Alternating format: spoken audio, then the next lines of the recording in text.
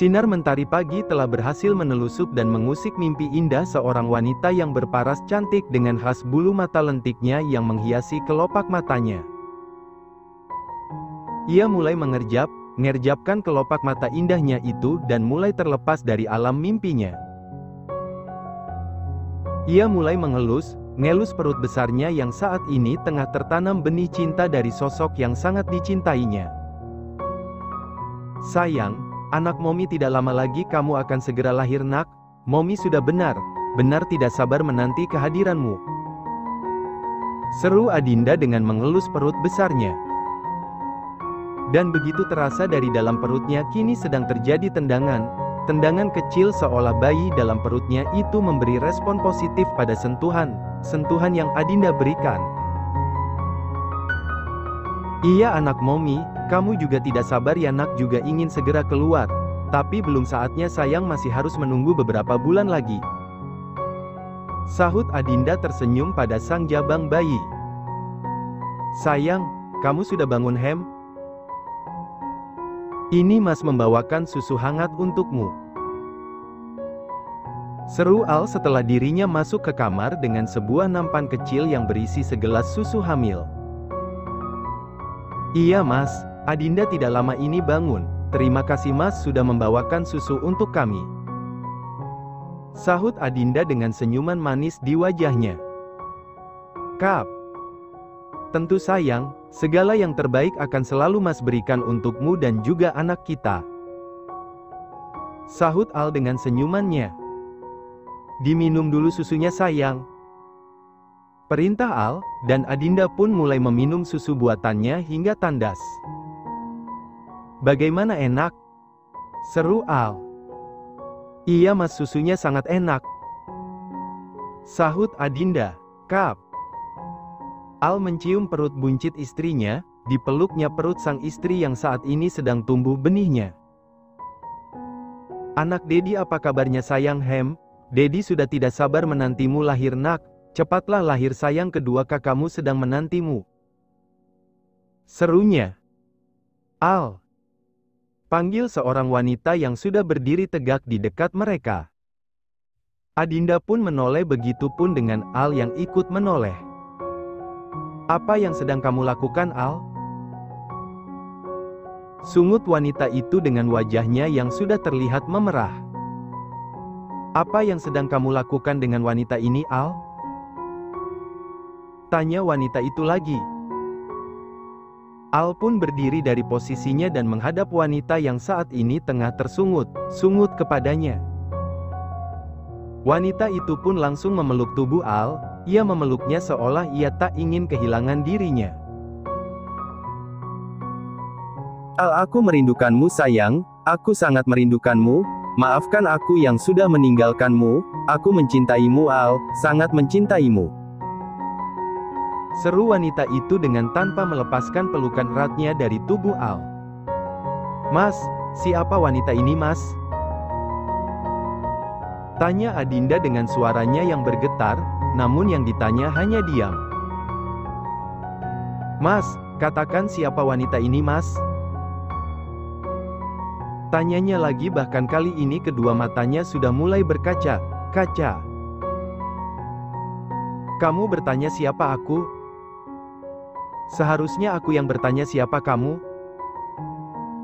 Aku ini adalah wanita yang dicintai Al, jadi jangan coba kamu mengganggu kami.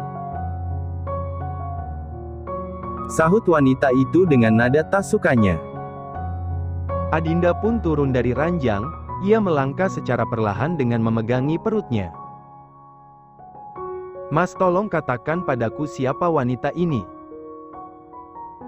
Seru Adinda lagi bahkan ia sudah menjatuhkan air matanya.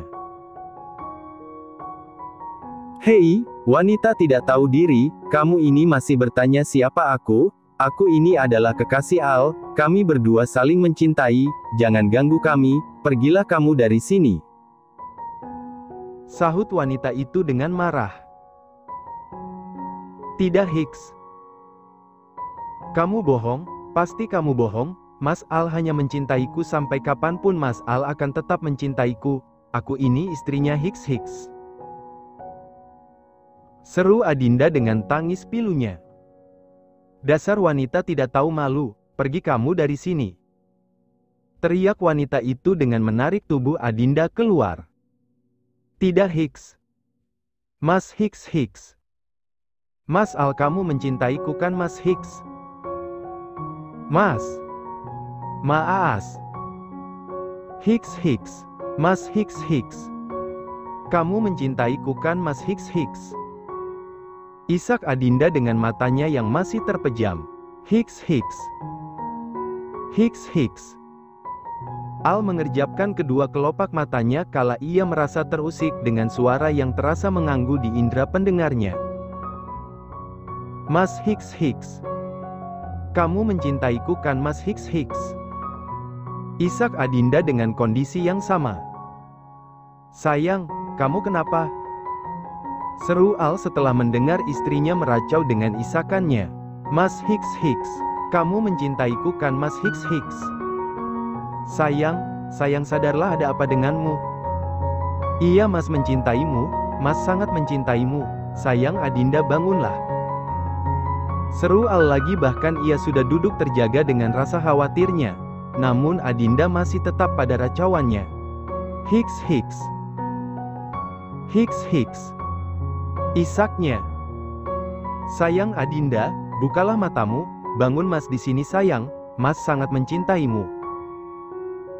seru Al dengan menepuk lembut pipi Adinda. Akhirnya Adinda pun membuka kedua kelopak matanya. Ia begitu tersentak kaget kala melihat wajah suaminya sudah berada di dekat wajahnya. Hingga tidak lama dari itu dirinya pun menyadari dari mimpi kelamnya. "Mas!" serunya dan ia pun langsung memeluk suaminya. Hicks. Isak Adinda, ia memeluk suaminya dengan begitu erat seolah ia tidak ingin melepasnya. "Tenanglah sayang, tenang, kamu bermimpi buruk Hem," seru Al lembut dengan mengelus kepala istrinya. "Mas Hicks. Kamu mencintaiku kan? Hicks. Sahutnya dengan tidak melepas pelukannya dari sang suami. "Sayang, tentu Mas mencintaimu, Mas sangat mencintaimu," sahut Al. "Adinda Hicks. Takut Mas jika suatu hari nanti Mas Al akan meninggalkan Adinda Hicks. Sahutnya pilu. Al mulai menguraikan pelukannya dari sang istri. Ditatapnya wajah istrinya Adinda lekat. Dapat Al lihat dari kedua sorot mata istrinya betapa istrinya itu begitu sangat takut akan kehilangan dirinya. Kap. Al mencium kening istrinya dengan begitu dalam. Diusapnya lelehan air mata yang sudah hampir membasahi seluruh bagian wajah cantik istrinya. "Sayang, dengarkan Mas, Mas sangat mencintaimu. Sampai kapanpun akan tetap seperti itu. Apapun yang terjadi percayalah Mas tidak akan meninggalkanmu sayang. Mas tidak bisa jika harus tanpamu. Mas mencintaimu, aku mencintaimu Adinda," sahut Al dengan segala perasaan terdalamnya. "Aku juga mencintaimu Mas, Adinda sangat mencintai Mas," serunya dengan meneteskan air matanya kembali. Kap. Al mencium bibir Adinda, dan Adinda pun juga membalas ciuman suaminya. Cukup lama mereka berciuman hingga Adinda mulai melepasnya karena merasa mulai kehabisan nafas. "Sudah, jangan menangis lagi ya, pasti kamu sedang bermimpi buruk. Sudah, lupakan mimpi itu hanyalah bunga tidur," serunya. "Ayo kita lanjutkan lagi tidur kita sayang, ini masih tengah malam," seru Al, dan ia pun kembali membawa tubuh istrinya ke dalam pelukan hangatnya. Kini sepasang suami istri yang sempat terjaga karena suatu tragedi mimpi buruk, kini telah kembali terlelap dan mulai meraih mimpi indahnya kembali. Pagi hari yang cerah ini di mana di hari ini seharusnya Andrew dan Vita menggunakan waktunya untuk bekerja tapi tidak. Setelah menemui tuannya kemarin, Andrew sudah meminta izin jika dirinya tidak akan bekerja selama 1 hari karena ia dan Vita akan pergi ke Bandung untuk menemui keluarganya di sana. "Kamu sudah siap?" tanya Andrew pada Vita yang sudah berada di teras rumahnya. "Sudah tuan, saya sudah siap," sahutnya mantap.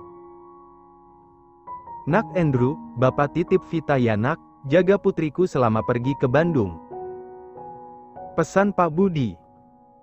"Iya Pak, saya janji akan menjaga Vita, Bapak tenanglah, tidak usah khawatir," sahut Andrew. "Ya sudah ayah, kalau begitu Vita dan Tuan Andrew berangkat dulu ya yah," sahut Vita pada Pak Budi, dan ia pun mulai meraih punggung tangan ayahnya untuk ia cium. Begitupun dengan Andrew, ia juga melakukan hal yang sama seperti yang Vita lakukan. "Assalamualaikum," sahut Vita. "Waalaikumsalam," sahut Pak Budi. Mobil mewah milik Andrew pun telah lepas mengendara dari halaman rumah Vita. Mama," celoteh Damian pada kedua orang tuanya yang sedang sibuk berbenah. "Iya anak Momi, sebentar ya nak, Momi mau membantu Dedi dulu ya," sahut Adinda. Adinda begitu sibuk menyiapkan keperluan suaminya yang akan pergi ke kantor. "Mas, sepertinya dasi Mas masih tidak rapi, sini biar Adinda betulkan dulu," sahutnya pada sang suami. "Sayang, panggil Al," di sela istrinya sedang memperbaiki posisi dasinya. "Iya Mas," sahutnya. "Usiamu kapan sih bisa sampai 21 tahun? Tanya Al pada sang istri. Adinda tersenyum sekaligus bingung dengan pertanyaan suaminya. "Memangnya ada apa sih Mas?" sahutnya. "Ya Mas ingin segera melakukan acara untuk resepsi pernikahan kita, usiamu kan masih 19 tahun lebih 2 bulan. Sahut Al yang sedikit pasrah. "Sabar Mas, kita harus menunggu 2 tahun lagi, kita harus mengikuti aturan di negara ini Mas," sahut Adinda lembut. Dalam sejenak Al teringat sesuatu. Al teringat akan memori di mana istrinya Adinda melahirkan kedua putranya. "Sayang, maafkan Mas ya, di usiamu yang sekarang ini di mana kamu bisa menikmati masa mudamu untuk bekerja dan menikmati waktu bersama dengan teman seusiamu, tapi kamu malah harus menjadi ibu dari 2 orang anak," seru Al dengan rasa bersalahnya. Adinda sudah selesai memperbaiki dasi suaminya. "Mas, apapun yang terjadi Adinda tidak pernah menyalahkan apa sudah terjadi, dan Mas Al berhentilah menyalahkan diri Mas terus, lihatlah kedua putra kita, hadirnya mereka dalam hidup Adinda adalah suatu anugerah dan kebahagiaan yang sudah menjadi obat terampuh untuk mengobati luka terdalam yang pernah melukai hati Adinda, jadi berhentilah Mas menyalahkan diri Mas terus karena semua kesalahan Mas telah terobati dengan tanggung jawab yang Mas berikan dan juga hadirnya Agatha dan Damian," sahut Adinda yang berusaha memberikan pengertian kepada suaminya. Al hanya bisa tersenyum, tidak ada sepatah kata pun yang bisa ia ucap. "Tapi tunggu, kenapa Mas Al tiba-tiba menanyakan kapan usia Adinda sampai 21 tahun? Bukankah tanpa resepsi sekalipun Adinda sudah menjadi istri Mas?" ujarnya. "Hao." Al menghela nafasnya cukup dalam. "Agar semua orang di luar sana tahu jika kamulah istri Mas bukan Cynthia," sahut Al. "Apa? Jadi maksud Mas dan Kak Cynthia belum resmi bercerai?" sahut Adinda tersentak. "Iya sayang, Mas masih belum melakukan jumpa pers. Jika Mas dan Cynthia sudah bercerai, jadi orang tahunya Cynthia lah istri Mas bukan kamu," sahut Al pada akhirnya. Adinda merasa sangat kecewa dengan apa yang dikatakan oleh suaminya. Meski sudah resmi bercerai secara agama dan hukum, tapi tetap saja kan orang lain tahunya kakak sepupunya itulah istrinya. "Kenapa Mas masih belum mengumumkan jika Mas dan Kak Cynthia sudah bercerai?"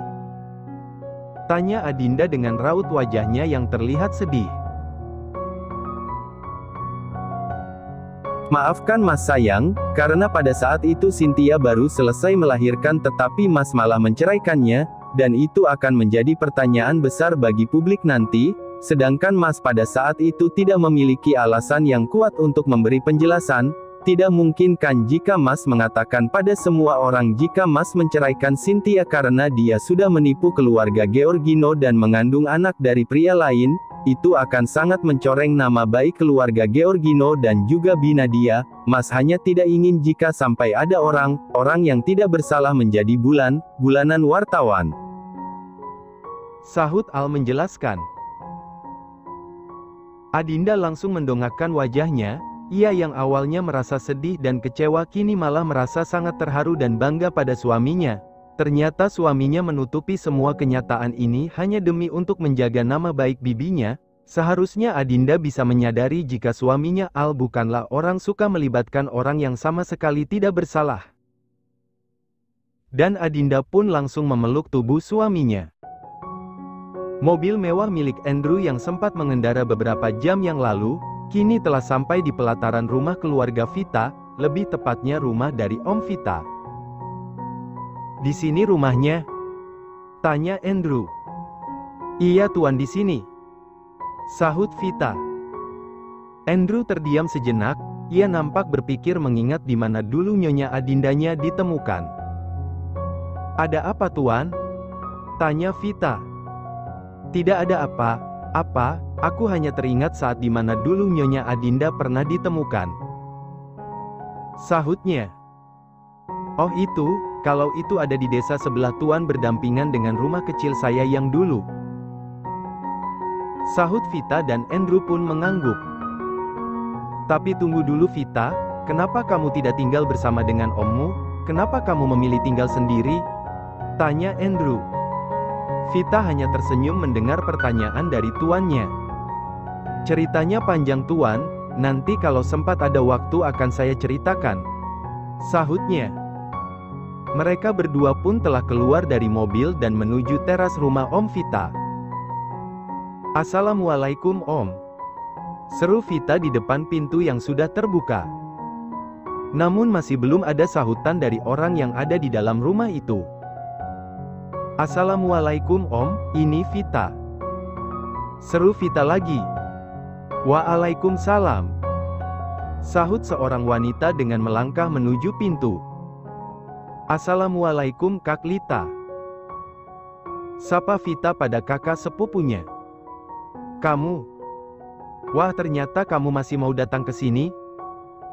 Sahut Lita dengan nada sedikit ketus. Lita melihat ke arah laki yang ada di sebelah Vita, tampan, tinggi, putih, wah benar pria idaman. Boleh Vita masuk Kak? Vita ingin menemui Om Indra. Sahut Vita. Boleh. Sahut Lita namun ia masih menatap laki yang ada di samping Vita. Vita memasuki rumah omnya itu dan tak lupa Andrew juga mengikutinya dari belakang. Namun di sela langkah mereka. Hai, perkenalkan namaku Lita, nama kamu siapa? Tanya Lita tersenyum manis dengan mengulurkan tangannya di depan Andrew. Andrew.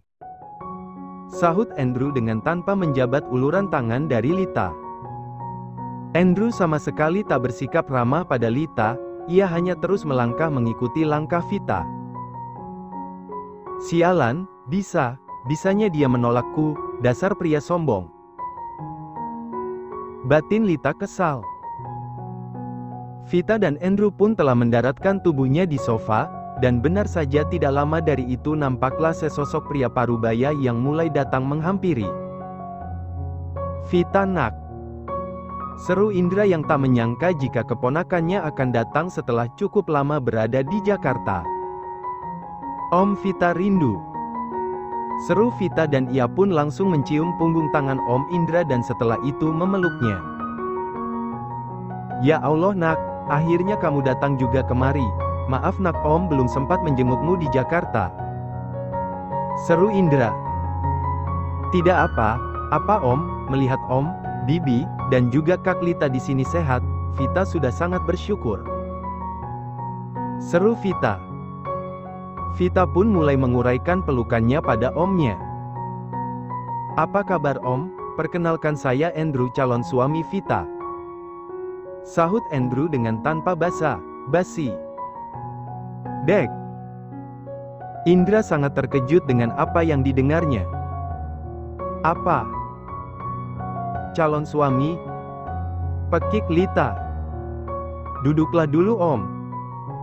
Seru Vita pada Omnya yang berdiri membeku akibat dari rasa keterkejutannya. Sialan, si Vita dapat calon suami ganteng lagi. Tapi bukan hanya ganteng, sepertinya dia juga tajir. Pasti dia merayu laki ini agar mau menjadi calon suaminya. Dasar wanita murahan, batin Lita. Ya Allah Nak, kamu lama tidak datang kemari, dan setelah datang, kamu justru memberi kabar yang begitu mengejutkan sekaligus membahagiakan. Sahut Indra. Iya, maafkan Vita Om yang tidak memberi kabar pada Om sejak awal. Semua ini terjadi juga baru ini Om. Tuan Andrew dengan segala kesungguhan dan keseriusannya datang melamar Vita untuk dijadikan istrinya, dan lamarannya pun terjadi masih belum 1 minggu ini Om. Sahut Vita pada Omnya. Mendengar penuturan dari keponakannya membuat Indra merasa sangat terharu dan bahagia. Akhirnya keponakannya akan memiliki seorang pendamping yang bisa menjaganya. Nak Andrew. Panggil Indra. Iya Om. Sahut Andrew. Terima kasih karena kamu ingin mengajaknya ke hubungan yang lebih serius.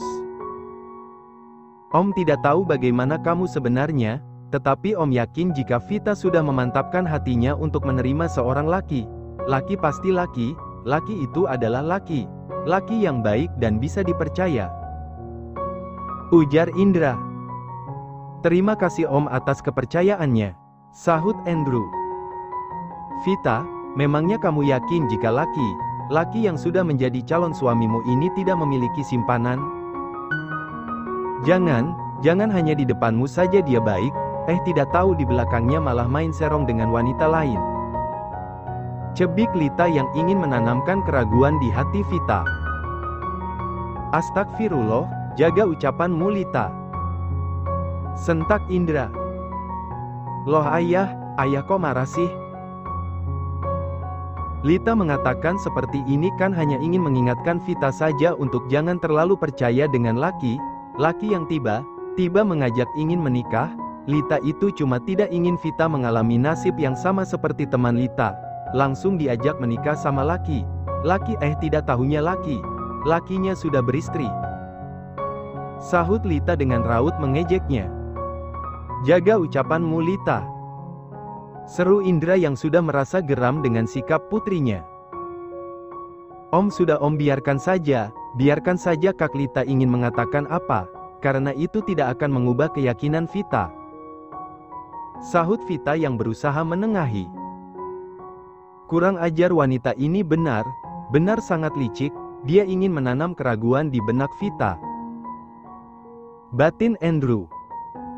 Dengan tanpa memperdulikan apa yang sudah dikatakan oleh saudara sepupunya, kini Vita mulai kembali fokus pada tujuan awalnya, yaitu menemui omnya untuk meminta restu. Om, tante kemana? Kenapa Vita tidak melihat kehadirannya? Tanya Vita. Tantemu sedang ada acara arisan Nak. Sahut Indra. Ya sudah, Vita sampaikan ke Om saja ya. Om, Vita dan Tuan Andrew sengaja datang ke sini karena kami ingin meminta restu Om. 3 hari lagi kami akan menikah. Vita harap Om bisa datang untuk menjadi wali di pelaksanaan akad nikah Vita nanti. Ujar Vita pada akhirnya. Indra cukup tersentak setelah mendengar kalimat dari keponakannya. Baru saja dirinya mendengar jika keponakannya telah dilamar dan memiliki calon suami, sekarang sudah mendengar jika 3 hari lagi keponakannya akan menikah. Tetapi sejurus kemudian Indra merasa sangat bahagia karena tidak lama lagi keponakannya ini akan benar-benar mendapatkan kebahagiaannya. Baiklah Nak, Om akan datang untuk menjadi wali di pernikahanmu. Sahut Indra dengan senyuman kebahagiaannya. Terima kasih Om. Sahut Vita dan Andrew bersamaan. Sepasang bayi kembar yang sedang berada di masa pertumbuhan dan perkembangan ini memang sudah biasa melakukan aktivitas bermain dalam kesehariannya. Meski tanpa ditemani sang dedi yang selalu menemani mereka bermain, namun masih sang momi yang akan menemani mereka bermain. Mam. Celoteh Damian dengan ngacak beberapa mainannya dan membuat mainannya berantakan. Damian mau mainan yang mana nak? Tanya Adinda pada sang putra. Mam. Sahut Damian seolah bayi gembul itu menolak untuk dibantu oleh sang momi. Sedangkan Aganta, ia masih tetap dengan sikap kalemnya. Aganta sibuk dengan mainannya sendiri, tidak seperti Damian yang saat ini sedang sibuk ngacak mainannya. Hao! Adinda menghela nafasnya cukup panjang. Sebenarnya apa yang terjadi pada putranya Damian? Dan tidak berselang lama dari itu handphone milik Adinda bergetar yang menandakan adanya sebuah panggilan yang sedang masuk. Adinda meraih handphonenya, dilihatnya nama yang tertera di sana. Sebuah senyuman terbit di bibir Praknya, ternyata suaminya sedang melakukan panggilan video padanya. Iya Mas, Assalamualaikum. Sapa Adinda. Waalaikumsalam sayang, baru beberapa jam Mas meninggalkan kalian, sekarang Mas sudah rindu. Sahut Al. Adinda tersenyum pada suaminya, ih kebiasaan. Sahut Adinda. Sayang, sepertinya si kembar sedang bermain ya? Tanya Al. Iya Mas, mereka sedang sibuk bermain. Tapi sayang, sepertinya Damian terlihat kurang bersahabat Mas, dia kurang suka jika Adinda bantu Mas, bahkan mainannya sudah acakan, entahlah, sepertinya putra kita yang satu ini merasa kesal. Sahut Adinda yang terlihat sedikit lesu. Sayang, coba arahkan handphonemu ke arah si kembar, Mas ingin bicara dengan mereka. Suruh Al. Dengan tanpa keberatan Adinda pun melakukan apa yang menjadi keinginan suaminya. Halo anak Dedi, kalian sedang main apa? Tanya Al dari layar handphone istrinya.